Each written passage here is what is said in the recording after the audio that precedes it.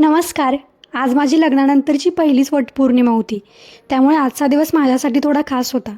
सकाळी लवकरच आवरून पूजेसाठी गेले, कारण उशिरा गेल्यावर खूप गर्दी होते आणि व्यवस्थित पूजा नाही करता येत. मग शांत वातावरणात निवांत पूजा केली आणि नंतर घरी आले.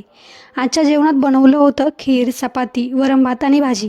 आजची खीर सासूबाईंनी बनवली होती. त्यांच्या आजच्या खीरीची चव खरंच अप्रतिम असते. म्हणूनच आज त्यांची ही खास रेसिपी तुमच्यासोबत शेअर करते. सर्वात आधी त्यांनी तांदूळ छान भाजून घेतले आणि थोडंसं पाणी घालून बारीक वाटून घेतले. त्यानंतर खोबरं किसून घेतलं. थोडंसं गव्हाचं पीठ भाजून ते तांदळाच्या मिश्रणात मिसळलं.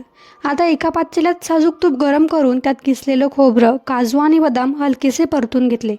त्यानंतर तांदूळ आणि गव्हाच्या पिठाची पेस्ट घालून सगळं छान एकजीव केलं.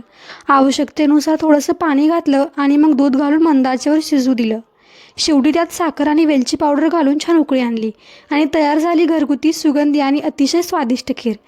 तुम्ही ही रेसिपी नक्की ट्राय करून बघा.